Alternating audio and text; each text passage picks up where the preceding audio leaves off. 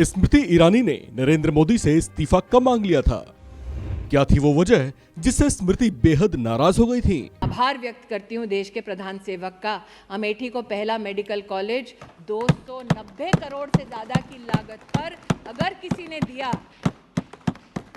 तो मानवीय मूल्यों का परिचय देते हुए नरेंद्र दामोदर दास मोदी ने दिया। अमेठी में 2,14,440 लोगों को जीवन में पहली बार गैस का कनेक्शन तब मिला जब मोदी की सरकार बनी। बीजेपी की कद्दावर नेता, प्रखर वक्ता और अपने तर्कों से विरोधियों को परास्त करने की मारक क्षमता रखने वाली स्मृति ईरानी के इन वक्तव्यों से आपको मोदी नाम का गुणगान और बखान छलकता सुनाई दिया होगा।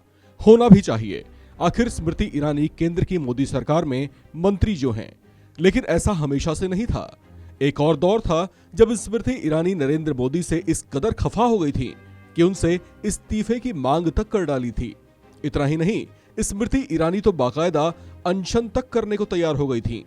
आपको ये बातें सुनकर थोड़ा आश्चर्य जरूर हुआ होगा, आप थोड़ा चौंके भी होंगे, लेकिन ये एक हकीकत है। दरअसल ये वो दौर था जब ना तो नरेंद्र मोदी देश के प्रधानमंत्री हुआ करते थे और स्मृति ईरानी जब अपने पॉलिटिकल करियर की शुरुआती दौर में थी, या कह लीजिए कि वो जब अपने पॉलिटिकल करियर में डेब्यू करने जा रही थी। गौरतलब है कि साल 2004 में बीजेपी की टिकट पर दिल्ली की चांदनी चौक लोकसभा सीट से उम्मीदवार रहीं और तब बीजेपी में नई नई शामिल हुई स्मृति का नजरिया नरेंद्र मोदी को लेकर बेहद तेज था।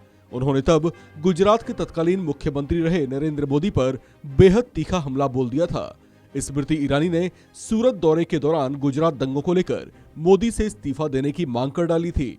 उन्होंने यहां तक कह दिया था कि अगर मोदी अपना पद नहीं छोड़ते हैं तो वह आमरण अनशन पर बैठ जाएंगी। हालांकि 2004 के चुनाव में स्मृति ईरानी को करारी हार झेलनी पड़ी थी। उसके बाद उन्हें 2004 में ही बीजेपी युवा मोर्चा की महाराष्ट्र इकाई का उपाध्यक्ष बना दिया गया था। यहां से उनकी राजनीति में धीरे धीरे पैनापन आना शुरू हुआ। उनके बयानों में ज्यादा संजीदगी आई और फिर बाद में स्मृति ईरानी को अपने उस बयान पर अफसोस भी हुआ था।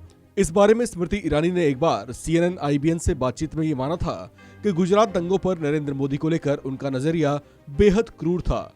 उन्होंने कहा था कि बाद में उन्होंने अपना वो बयान वापस ले लिया था। 2014 के आम चुनाव के दौरान स्मृति ईरानी ने कहा था कि ये मोदी की दरियादिली है कि उन्होंने उनको मौका दिया। 2014 के चुनाव में स्मृति ईरानी ने जीत के न केवल झंडे गाड़ दिए, बल्कि उन्हें केंद्र की मोदी सरकार में मंत्री बनने का भी मौका मिला। एक मंत्री के तौर पर स्मृति ईरानी की जो छवि इन वर्षों में उभरी है, वो अपने आप में बेहद प्रखर मानी जाती है। जटिल से जटिल विषयों और मुद्दों पर स्मृति ईरानी पार्टी के लिए बखूबी मोर्चा संभालती हैं। सदन में अपने भाषण और तर्कों से वो विरोधियों पर कई बार हावी होती देखी गई हैं। इस खबर में फिलहाल इतना ही। बाकी अपडेट्स के लिए बने रहिए वन इंडिया हिंदी के साथ।